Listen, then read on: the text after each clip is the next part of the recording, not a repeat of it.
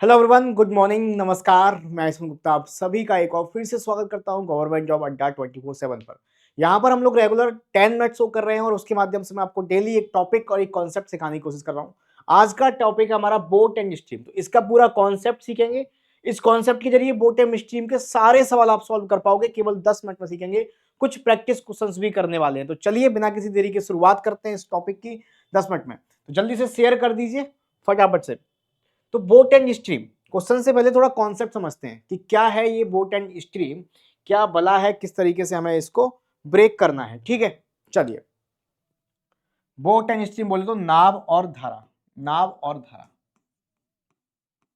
Boat and stream, नाव एवं धारा। तो यहां बेसिक रूल्स तो स्पीड टाइम एंड डिस्टेंस के चलते ही हैं। आपको एक बहुत महत्वपूर्ण रूल ध्यान रखना है। अपने कॉमन सेंस के जरिए आप प्रैक्टिकली समझिए कि जब आप स्विमिंग कर रहे हो तो जिधर पानी का बहाव है, पानी का बहाव मतलब धारा, स्ट्रीम, पानी का बहाव है, आप पानी के बहाव के साथ स्विमिंग करोगे। जिधर पानी का बहाव है उधर ही आप जा रहे हो, जिधर पानी का बहाव है इधर ही आप स्विमिंग कर रहे हो, तो आप तेज स्पीड से स्विमिंग कर पाओगे। Yes and no. और मान लीजिए इधर आपका पानी का बहाव था और इधर ही आप अपनी नाव ले जा रहे हो या आप खुद स्विमिंग कर रहे हो, तो आप तेज स्पीड से कर पाओगे। तेज स्पीड का मतलब स्पीड आपकी दोनों की, आपकी नाव की जो स्पीड है उसके साथ जो पानी का बहाव की स्पीड है वो दोनों ऐड हो जाएंगी, क्योंकि जब आप इसके साथ जाओगे तो स्पीड क्या हो जाएगी, प्लस। अगर मैं इसी का अपोजिट बोलूं कि आप पानी का बहाव इस साइड है और आप उसके अपोजिट जा रहे हो, आप उसके अपोजिट जा रहे हो, तो आपको थोड़ा जोर लगाना पड़ेगा। आप तैरते हो ना, स्विमिंग करते हो, नाव चलाते हो, पानी इधर की साइड है, आप उधर उल्टा ले जा रहे हो, है ना, तो थोड़ा आपको प्रेशर लगेगा, स्पीड स्लो हो जाएगी आपकी। स्पीड स्लो हो जाएगी यानी कि यहां पर स्पीड माइनस करेंगे। तो जब पानी के बहाव के साथ जाओगे उस चीज को बोला जाता है आपका डाउन स्ट्रीम। उस बात को बोला जाएगा डाउन स्ट्रीम, यानी कि इसको हम हिंदी में बोलेंगे अनुप्रवाह, अनुप्रवाह या अनुकूल। ठीक है, इसको शॉर्ट में लिख सकते हो आप लोग डीएस, डाउन स्ट्रीम, डीएस लिख दो। डाउन स्ट्रीम मतलब पानी के बहाव के साथ यानी कि धारा के साथ।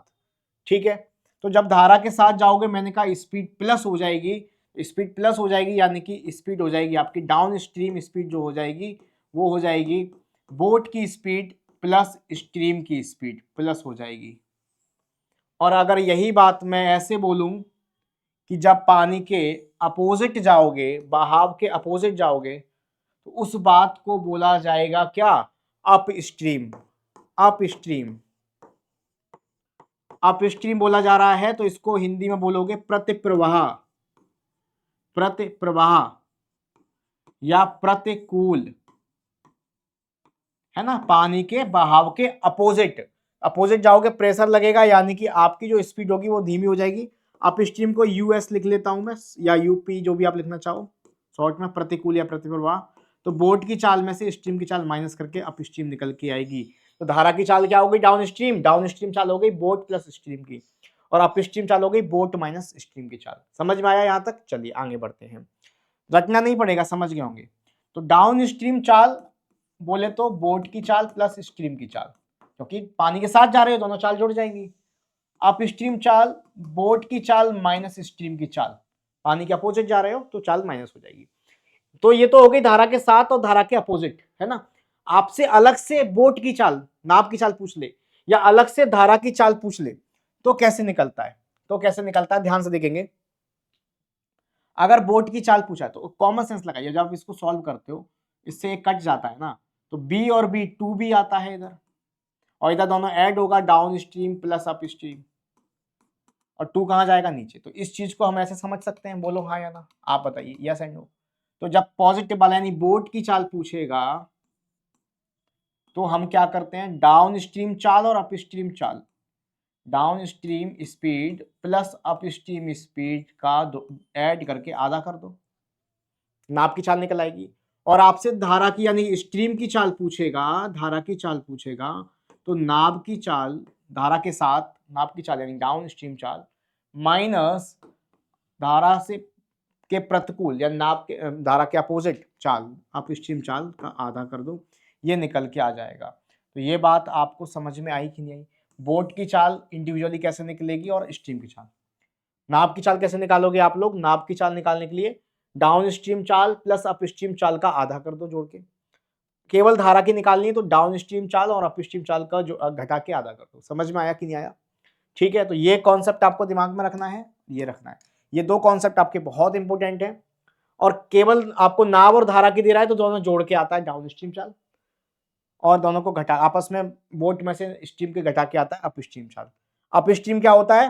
प्रतिप्रवाह या प्रतिकूल। समझ में आ गई इतनी बात? ठीक है सर, एक एग्जाम्पल से समझते हैं। आपके सामने एक एग्जाम्पल बहुत बेसिक सा, फटाफट से आप सभी बताएंगे कमेंट में। ठीक है, बताइए मुझे। तो कैसे करते हैं इसको? एक नाव की अनुप्रवाह गति 50 किलोमीटर प्रति घंटा है। अनुप्रवाह मतलब डाउन स्ट्रीम स्पीड दे रहा है आपको, डाउन स्ट्रीम दे रहा है 50 किलोमीटर पर आवर, और अप स्ट्रीम स्पीड दे रहा है आपकी, अप स्ट्रीम स्पीड दे रहा है आपकी 30 किलोमीटर पर आवर। आपसे पूछा speed of boat in still water, यानी कि नाव की चाल और धारा की चाल आपसे पूछा गया है, राइट। तो नाव की चाल क्या होती है? अभी अभी सिखाया। नाव की चाल down stream plus up stream by 2।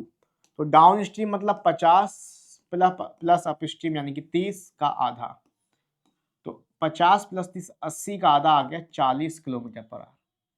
अगर स्ट्रीम की चाल पूछेगा तो डाउन स्ट्रीम चाल माइनस अप स्ट्रीम चाल बटे 2। 50 में से 30 गया 20 का आधा यानी कि 10 आ गया। तो समझ में आया 40 और 10। ये कॉन्सेप्ट है, पूरे क्वेश्चंस लगा लेना। यही दो कॉन्सेप्ट यूज होते हैं आपके, जो मैंने यहां पर आपको बता रखे हैं। एक और छोटे से एग्जांपल से समझते हैं, देखिए ध्यान से। एक नाव की शांत जल में चाल दे रहा है और स्ट्रीम की चाल दे रहा है। नाव को जाने में और वापस आने में 6 घंटे लेती है, तो नदी की लंबाई बताइए, यानी कि डिस्टेंस पूछा है ना। मतलब ऐसे समझो कि ये नदी है तो इसकी लंबाई मैंने मान ली डी है। तो नाव, पानी इधर की साइड बह रहा है, पानी तो एक ही डायरेक्शन में बहेगा, इधर बह रहा है।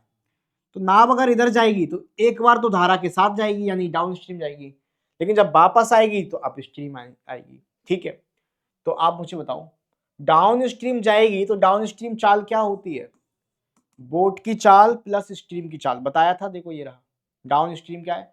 बोट प्लस स्ट्रीम, और अप स्ट्रीम क्या है? Boat minus stream. समझ में आया? तो डाउन स्ट्रीम जाएगा तो नाव की चाल और स्ट्रीम की चाल क्या होगी? जुड़ जाएगी आपकी, 12 और 4 16 हो जाएगा।